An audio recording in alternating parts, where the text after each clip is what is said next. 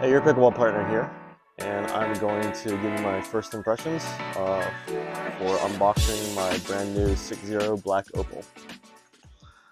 So this just came in the mail today. I am super excited about it. From the things that I've heard from different information webinars we've had and from other reviewers, I am super excited that I think this will perfectly fit my game. So it comes with a really cool case. I'm going to open this up now. And then I'll comment on this grit. So this has the same diamond grit as the Ruby. If you look, you can see like I don't know if you can see the little sparkles on this paddle. It's definitely not as gritty, as coarse as the Ruby Pro. If I had to compare it, it feels like a fine sandpaper. But you can definitely feel the grit on here still. It's just a much finer version of it. Still gritty when I put my fingernails to it. But yeah, I mean, we'll see how it holds up. If it's anything like the Ruby, the grit's been lasting really good on the Ruby, and there really hasn't been a fall off from when I first got it. So if this level of grit stays long term, this will be pretty awesome.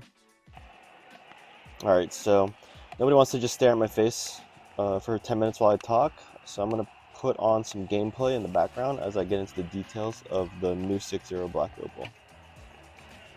I have another video coming up at the end of this week that's going to be after a full 6 weeks of play, where I'm going to directly compare the Opal to the 6.0 Ruby Pro, the Jula Pro 4, and then also the Selkirk Broomstick.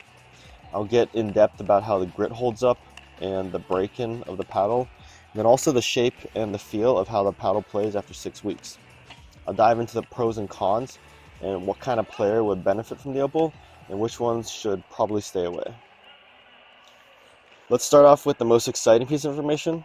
The 6.0 Black Opal is officially releasing for the public to buy on November 9th at 7 p.m. Eastern. Finally, let's dive into the construction of 6.0's new flagship paddle. And let's discuss what kind of ingenuity 6.0 cooked up. I'm not going to be sharing any graphics on the construction of all of this in this video, but I'll definitely have those for you in my next video coming this Sunday. The Opal has some serious freaking power, as you can see right there.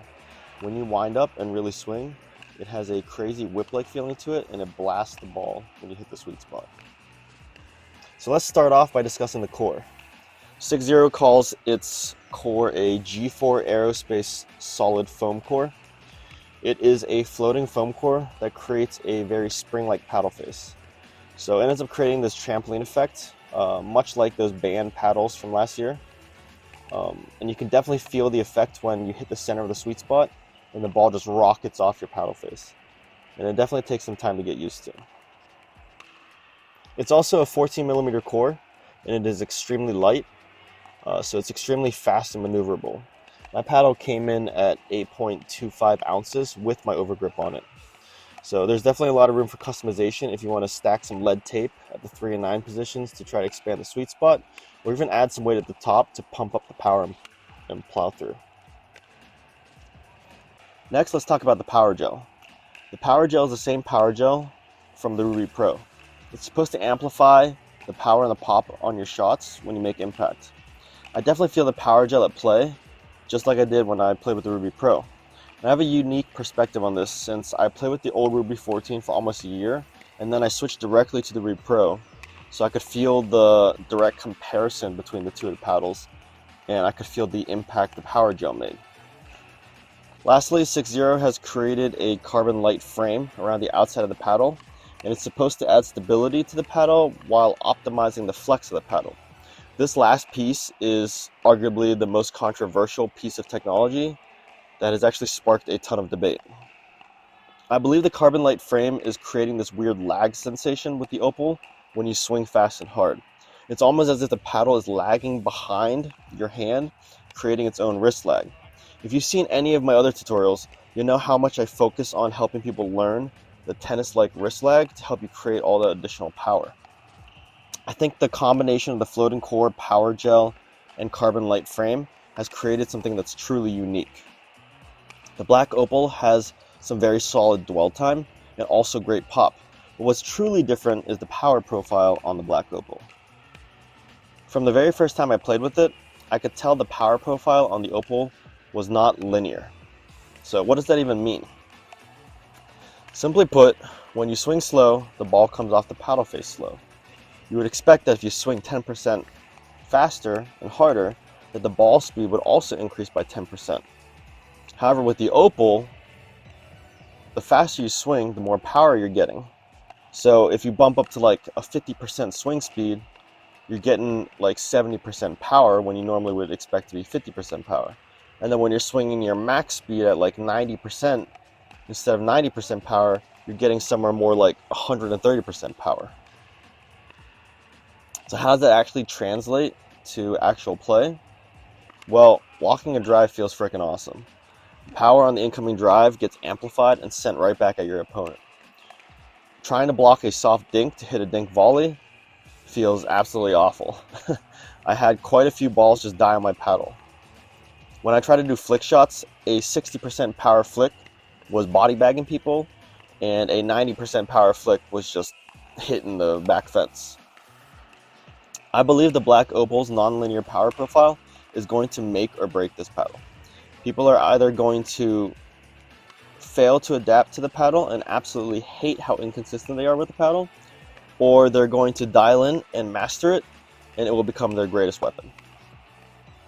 So I went through a ton of stuff, so let's summarize the main aspects of the 6-0 Black Opal. We have the Diamond Grit, which is finer than the Ruby Pro, and I'll let you guys know how it holds up after 6 weeks in my next video that's coming this Sunday. We have the G4 Aerospace foam core that creates this trampoline effect on sweet spot hits. We have the Power Gel that amplifies the pop and the power. We have the Carbon Light frame, which creates neck flex and additional wrist lag and whip effect. And we have a non-linear power profile, which makes or breaks this paddle. I want to apologize for not releasing a tutorial this week, but I had to prioritize this review video when I heard the news that the Opal was finally getting released. I'll be getting back to my normal schedule of 1 tutorial per week soon, and I'll be sharing with you how to generate massive power on putaways and overheads, and also how to stop popping up dinks. If you enjoyed this video, let me know by hitting that like button. I will be releasing a follow-up review video this Sunday on the Black Opal after 6 weeks of play. So don't forget to subscribe so you don't miss any of my reviews or tutorials.